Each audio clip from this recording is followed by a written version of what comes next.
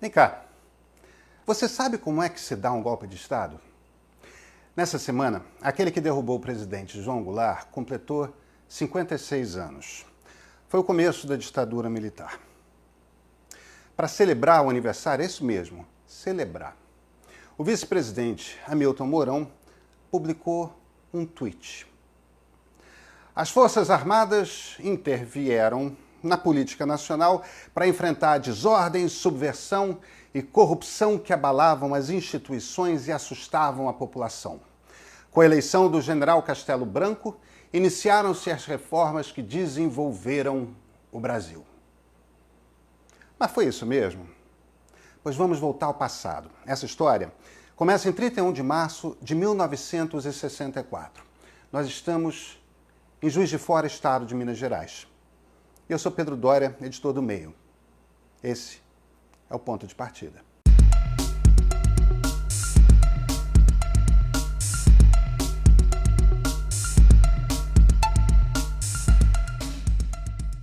O Brasil, naquela altura, estava uma confusão só. Já se falava de golpe há semanas. Mas quem começou tudo foi outro general Mourão, Olímpio de Mourão Filho. 3 horas da manhã. O general comandava as tropas de Juiz de Fora e decidiu botá-las na rua e começar uma marcha para o Rio de Janeiro.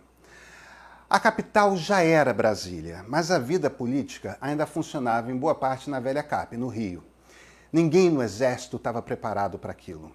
Mas, de repente, havia soldados brasileiros marchando para derrubar o governo federal. Então foi tudo de improviso. João Goulart, que era o presidente, ligou para o general Amaury Cruel, pediu lealdade. Cruel comandava as tropas de São Paulo. O general pediu a Jango que mandasse fechar a CGT, que era a principal central sindical. Olha, Jango tinha muitos defeitos, muitos mesmo, mas nenhuma vocação para ditador. Se recusou. General não impõe condições para obedecer presidente da República. Pois bem, Cruel também botou suas tropas na rua, marchando para o Rio de Janeiro. No caminho, os soldados se encontraram com os cadetes da Academia Militar de Agulhas Negras, que estavam indo para o mesmo lugar, liderados pelo general Emílio Garrastazu Médici. Esse depois ia ser presidente. Então, em 1º de abril de 64, o Exército Brasileiro estava marchando para rasgar a Constituição. No Rio, o governador Carlos Lacerda mandou a polícia sair prendendo os políticos aliados do presidente. Esse é um que quebrou a cara, pois ajudou no golpe e depois terminou cassado. A crise era essa, estava posta. As coisas eram lentas naquela época. Fazia 2 dias já e o que havia era isso, aquelas tropas marchando a pé pela Via Dutra e pela BR-040 em direção ao Rio. É um engano achar que todos os militares estavam no golpe. Muitos não estavam. E Jango sabia que podia contar com outro general, Ledário Teles, que estava no comando das tropas do Rio Grande do Sul. Jango era de lá, Jango era gaúcho. Aí ele pegou um avião em Brasília, rumo a Porto Alegre. Como a situação era muito tensa, antes disso ele chamou o chefe de gabinete dele, que era o antropólogo Darcy Ribeiro, e mandou o Darcy que ele comunicasse ao Congresso que estava a caminho do Sul. Darcy fez isso. E é nesse momento que começou a acabar. Darcy comunicou ao senador Auro de Moura Andrade, que era o presidente do Congresso.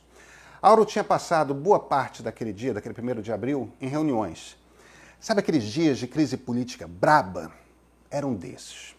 Entrava gente, saía gente do gabinete e ficavam ali discutindo o que ia acontecer, o que fazer, né? Enquanto isso, telefonemas eram dados a toda hora. O ex-presidente Juscelino Kubitschek era um que ia sendo informado o tempo todo e que tentava manter os seus parlamentares, aquela turma dele, sob controle, para que qualquer coisa ele pudesse derrubar com votos qualquer iniciativa dos golpistas no Congresso.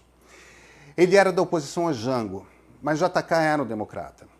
Aí, já de madrugada, quase 2 horas da manhã, no dia 2 de abril, o Moura Andrade convocou uma sessão conjunta do Congresso Nacional, quer dizer, todos os deputados, todos os senadores no plenário da Câmara.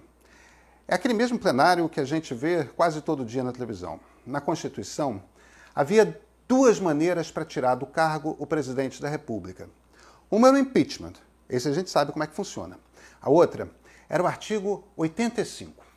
O presidente da República não poderá ausentar-se do país sem permissão do Congresso Nacional, sob pena de perda do cargo.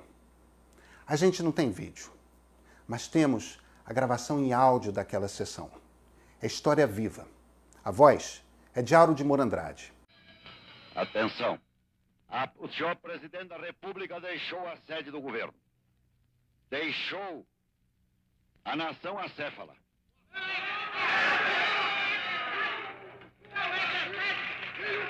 Numa hora gravíssima da vida brasileira, em que é mister que o chefe de Estado permaneça à frente do seu governo. E esta comunicação faço ao Congresso Nacional. Não podemos permitir que o Brasil fique sem governo abandonado.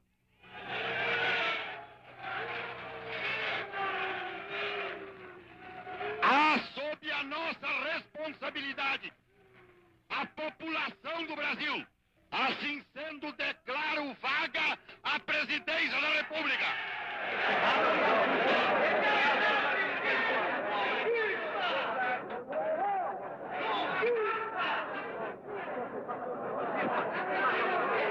Pois é, não dá para ouvir no meio da confusão, mas uma daquelas vozes é a do líder do governo na Câmara. Era um mineiro conservador, vejam só, também um democrata. E ele grita, canalha. Mais uma vez, canalha, com vontade. Tancredo Neves. Naquela mesma madrugada, o presidente da Câmara, Ranieri Mazzilli, foi nomeado presidente. Não tinha vice. O presidente eleito tinha sido Jânio Quadros, que renunciou. Jango era o vice. E o que a Constituição dizia era que, se a presidência e a vice estivessem vagas na segunda metade do mandato, o Congresso elegeria um presidente tampão, indiretamente, que completaria o mandato. Elegeu o general Humberto de Alencar Castelo Branco. Mas vejam o que aconteceu. João Goulart estava dentro do Brasil.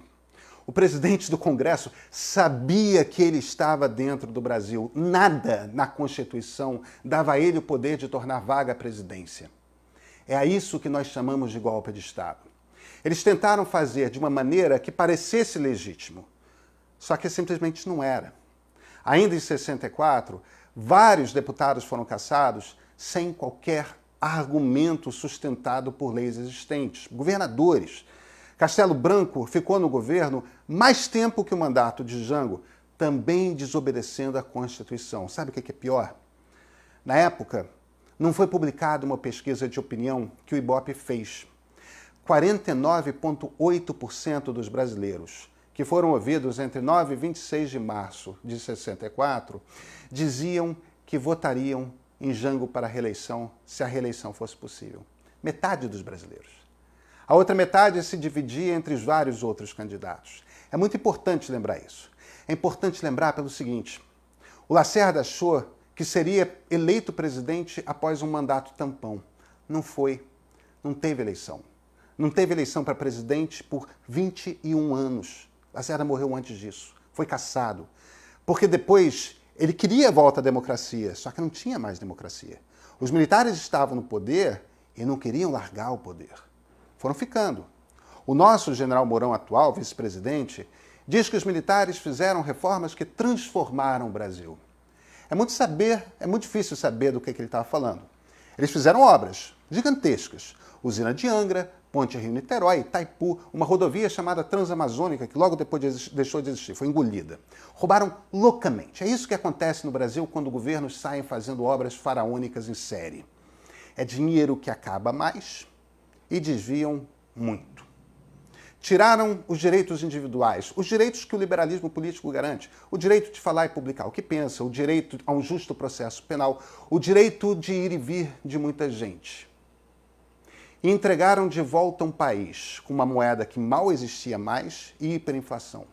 Foi um desastre de governo, corrupto, torturador, brutal e incompetente. O que fez bem ao Brasil, que estabilizou a moeda, que trouxe brasileiros pobres para a classe média, foi a democracia. Sim, com todos os seus defeitos, mas foi a democracia. A democracia funciona. Essa época que estamos vivendo, com um presidente completamente desequilibrado, que só sabe criar crise, vai passar. Mas é fundamental a gente não esquecer a lição que o general Mourão não aprendeu. Democracia funciona, ditadura não funciona. E é pela democracia que nós vamos resolver também essa crise.